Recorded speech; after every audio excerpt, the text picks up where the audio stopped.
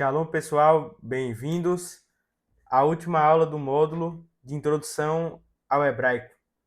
Para quem não sabe, eu vou deixar até no card as aulas anteriores. Esse é um módulo que você vai entender a importância do hebraico, a história, os sinais massoréticos, tem de 2 a 3 aulas de vocabulário, e com isso você já vai conseguir sair de totalmente zero e conseguir ler um pequeno texto em hebraico, que é o que a gente vai fazer hoje, que é o que eu estou chamando aqui no módulo de prova final, que a gente vai pegar um pequeno texto que na classificação dele está A1, ou seja, bem iniciante mesmo, com o sinal massorético ainda, e a gente vai ler aqui.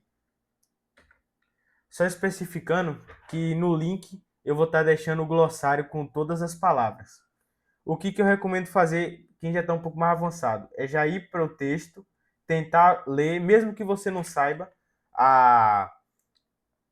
o significado da palavra, só ler. Era o que eu fazia, por exemplo, com a Bíblia. Eu lia, não sabia o que estava o significado, mas eu conseguia ler em hebraico. Os sinais massoréticos a gente já aprendeu nas aulas anteriores, na aula 3. Primeiro foi importância, história, sinal massorético e as duas de vocabulário. Essa aqui tem a tabela, essa aqui já é a cola, que você vai ter o texto em hebraico e o texto em português. Mas o que a gente vai ler mesmo vai ser esse aqui. Então, vou dar um tempo aí de 5 segundos para você pausar o vídeo e tentar ler.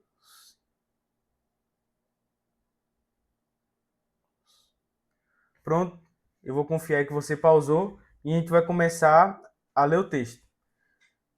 Primeiro se essa parte aqui ficou sem sinal massorético, mas eu leio para vocês aqui, não tem problema. Então, sipur katsar, ou seja, sipur, a história, vem do verbo lesaper, que é contar. Então, como você já sabe, não tem como eu ficar fazendo isso, eu fiz nas aulas anteriores, e falar letra por letra. Essa aqui já é a prova final. Então, sipur katsar. Katsar é pequena, então vai ficar história pequena. No hebraico tem disso de inverter a ordem. Então, Yom, que é dia, Kites, que é quente, ou na verdade é verão, e Hom é quente, então dia quente de verão. Aqui também está na ordem inversa, então tá dia verão quente, mas a gente traduz como dia quente de verão. A tradução tá aqui, ó, é um dia quente de verão.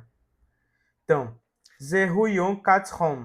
Então, Zehu é um pronome demonstrativo, então este é um dia quente de verão.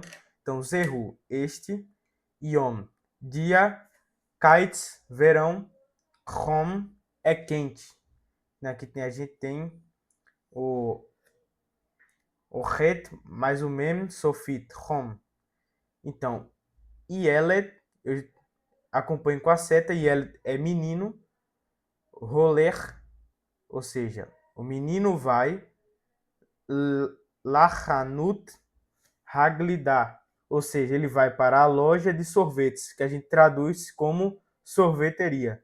Então, só relembrando, Zehuyon Katsahom e ela de Roler Lehanut Haglidá, ou seja, é um dia quente de verão, o menino vai para a loja de sorvetes.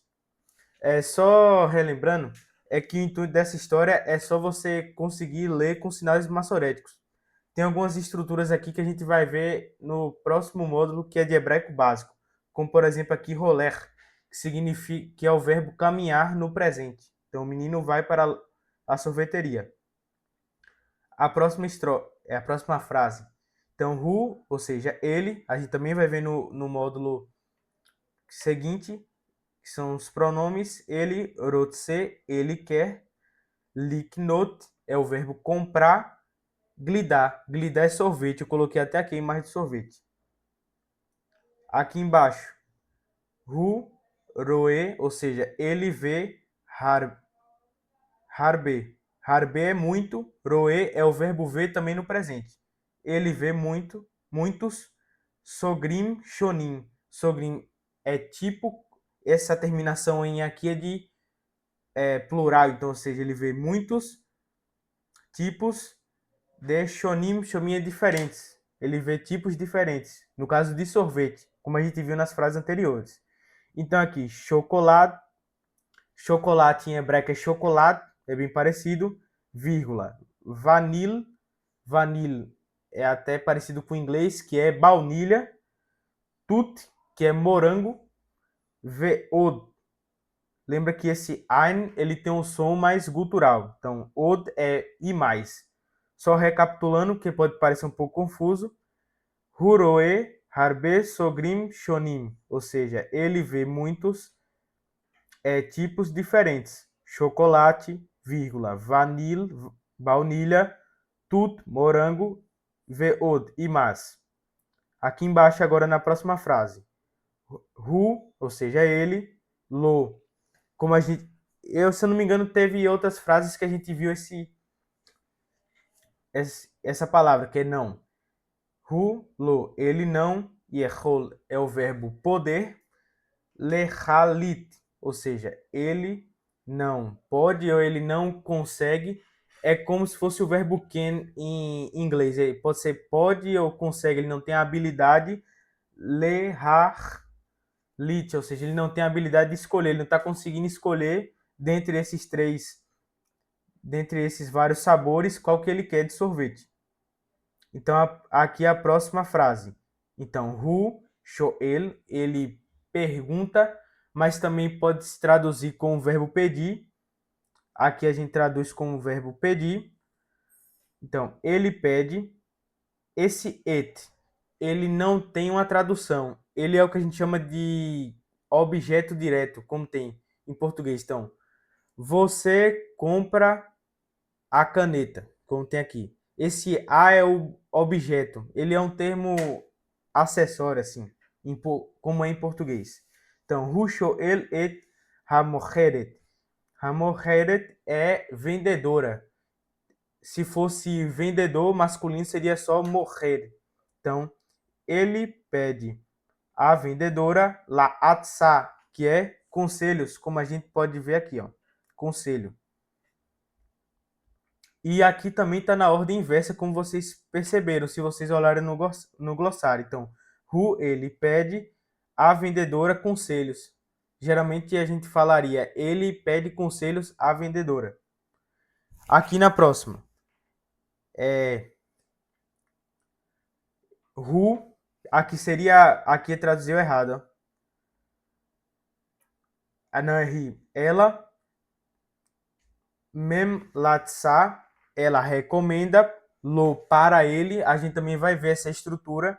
Al pode significar sobre, mas no caso aqui, ela recomenda para ele, al sobre, o sorvete, glidat, mango, o sorvete de manga. Esse de, como a gente tem, então, casa de tal pessoa, esse de, às vezes ele fica contraído.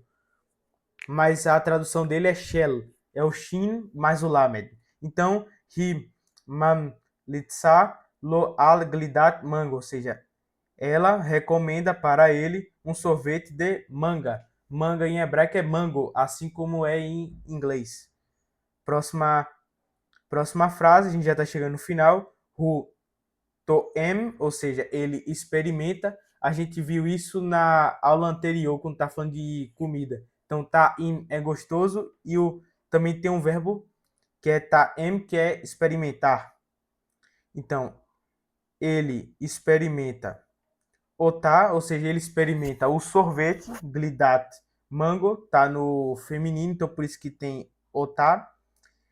Aqui é como se fosse o objeto. V, esse V aqui significa ri, arrovar, aliou. Ou seja, aqui tá errado, era isso que eu queria dizer. Aqui na verdade seria ru, e tá como ri. Eu vou consertar no glossário. Verri, arrovar, alaiou. Ou seja, ele gostou muito desse sorvete de manga. Essa estrutura também é um pouco mais complicada. Tanto que, um exemplo, no Duolingo, se você fizer Duolingo em hebraico, você só vai ver isso em unidades bem depois. E aqui a próxima frase, mas com mais uma vez o intuito é mais você trabalhar a leitura com o sinal maçorético do que o significado das palavras. Então aqui embaixo, hu, kone, ou seja, ele compra, só para já adiantando a vocês, o verbo coner é a conjugação desse aqui que a gente viu aqui em cima, ó. Hurot se liknot glidar. Esse liknot vai ser conjugado vai ficar coner, ou seja, hu coner et glidat hamanga, ou seja, ele compra o sorvete de manga. Aqui embaixo, hu merotsa, ou seja, ele fica satisfeito, a gente pode traduzir isso como satisfeito, como Mehab Hirá Shelo, com a escolha dele. Ok, ó, sua escolha. Hu roler, ou seja, ele vai. Habait, bait é casa, mas quando a palavra bait, quando combinado com outras coisas, pode significar outras coisas, como por exemplo, escola é Beit Sefer, que é casa de livro. Então, Hu Merotsa Mehab Hira Shelo, ele está satisfeito com a escolha dele. Hu Roler Habait Verhane Mis Haglidá. Ou seja, ele vai para casa, saboreia o sorvete, o seu sorvete. E aqui, mas de novo, Zehu é o pronome, este é Yom Yafé. Yafé significa bonito, lindo. Em inglês a gente traduziria como nice, algo bacana. Então, Zehu, Yom Yafé. Então, essa foi a tradução. O que eu recomendo? Eu recomendo que você pegue esse texto aqui, primeiro tenta ler, e aí só depois que você lê, mesmo que você não entenda o significado, aí depois você vai para o glossário e vai tentar ir traduzindo palavra por palavra, que foi o que eu fiz para aprender a ler e também adquirir um certo vocabulário. E aí depois você vai olhando aqui, ó. Então você lê essa palavra aqui, dá uma pescadinha aqui e você vai traduzindo. É realmente uma sensação desconfortável, mas com o tempo que você vai lendo, então se você repetir esse processo aqui com esse texto 3, 4 vezes, você vai conseguir ter êxito. Você vai ler de forma escorrida. Ok, como eu consigo ler agora. Sipur Katsayu Kites Home, Zehuyon Kites Home. Porque eu já vi esse texto algumas vezes e porque eu já pratiquei essas histórias várias vezes. Então esse foi o vídeo. Eu vou disponibilizar esse material aqui no link nos comentários. Como esse é um vídeo um vídeo que é um pouco mais pesado, se alguém tiver alguma dúvida eu posso responder nos comentários lá do YouTube. Então é isso, Lehitraot.